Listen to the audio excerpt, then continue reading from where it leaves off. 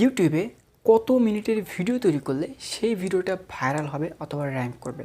Guys, আপনাদের মনে কিন্তু অনেকেরই প্রশ্ন রয়েছে যে আমরা ইউটিউবে কত মিনিটের ভিডিও তৈরি করলে সেই ভিডিওটা র্যাঙ্ক করবে বা ভাইরাল হবে। সেটা 1 মিনিট, 2 মিনিট, 5 মিনিট অথবা 10 মিনিট। তো কত মিনিটের ভিডিও আমরা আমাদের ইউটিউব চ্যানেলের জন্য তৈরি করব। আর এই ব্যাপারে কিন্তু আপনারা অনেকেই কনফিউজ রয়েছেন। তো গাইস, আজকের এই ভিডিওতে আমি আপনাদেরকে এই পুরো ব্যাপারটা একেবারেই ক্লিয়ার করে দিব। আর আজকের এই ভিডিওটা কিন্তু খুবই ইম্পর্টেন্ট হবে, কারণ একটা ভিডিও লেন্থের উপরে কিন্তু নির্ভর করে আপনার সেই ভিডিওটা কতটা র্যাঙ্ক করবে। তো গাইস, ভিডিওটি শুরু করার আগে আপনাদের কাছে একটা রিকোয়েস্ট থাকবে, যারা এখন আমাদের ইউটিউব চ্যানেলটাকে সাবস্ক্রাইব করেনি অবশ্যই সাবস্ক্রাইব করবেন এবং পাশে থাকা বেল আইকনটা অবশ্যই বাজিয়ে দিবেন, যাতে করে নতুন নতুন সব ভিডিও সবার আগে পেয়ে যান। Welcome back guys. ফার্স্ট, আজকের এই ভিডিওর মেইন টপিক হচ্ছে আপনার ইউটিউব চ্যানেলের ভিডিও কত মিনিট অথবা কত লেন্থের হবে। তো ভিডিওটা কিন্তু খুবই ইম্পর্টেন্ট, আপনাদের কাছে অবশ্যই রিকোয়েস্ট করবো ভিডিওটি সকলে লাস্ট পর্যন্ত দেখবেন। তো গাইজ দেখেন, আমরা যারা ইউটিউবে ভিডিও তৈরি করি তাদের নির্দিষ্ট কিন্তু একটা ফোকাস থাকে। ধরেন আপনি একটা বিষয়ের উপরে ভিডিও তৈরি করতেছেন, সেই বিষয়টা কিন্তু আপনার অডিয়েন্সকে সঠিকভাবে বোঝাতে হবে।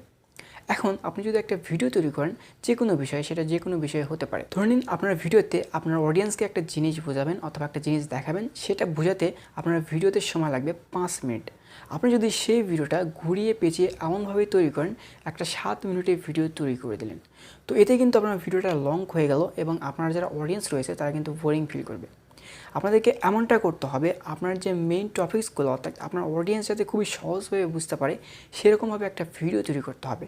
আপনি যদি সেই ভিডিওটা 5 মিনিটের তৈরি করেন, তাহলে কিন্তু আপনার অডিয়েন্স সেই ভিডিও খুব ভালোভাবে দেখবে এবং দেখার পরে তার সঠিকভাবে বুঝতে পারবে।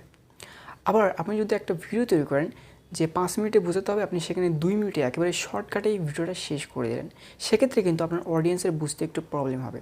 তো আপনার ভিডিওটা এমনভাবেই তৈরি করবেন যাতে আপনার অডিয়েন্সকে বোঝাতে যতটুকু সময় আপনার ভিডিওতে দিতে হবে আপনারা ততটুকুই দিবেন। তবে এখানে একটা ব্যাপার রয়েছে গ্যাস, আপনারা যে ভিডিওগুলো তৈরি করবেন সেখানে অবশ্যই চেষ্টা করবেন আপনাদের ভিডিওর লেন্থ যত ছোট করা যায় তত ভালো।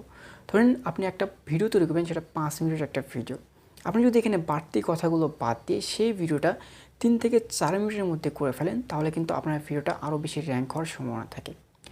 কারণ আপনার ভিডিওটা র্যাঙ্ক করে কিন্তু আপনার অডিয়েন্স রিটেনশনের উপর, আর এটা নির্ভর করে আপনার ভিডিওর যে অডিয়েন্স রয়েছে, অর্থাৎ আপনি যে ভিডিওটা পাবলিশ করেছেন সেই ভিডিওটার অডিয়েন্স রিটেনশন কত পার্সেন্ট হবে তার উপরে নির্ভর করে কিন্তু আপনার একটা ভিডিও র্যাঙ্ক করে।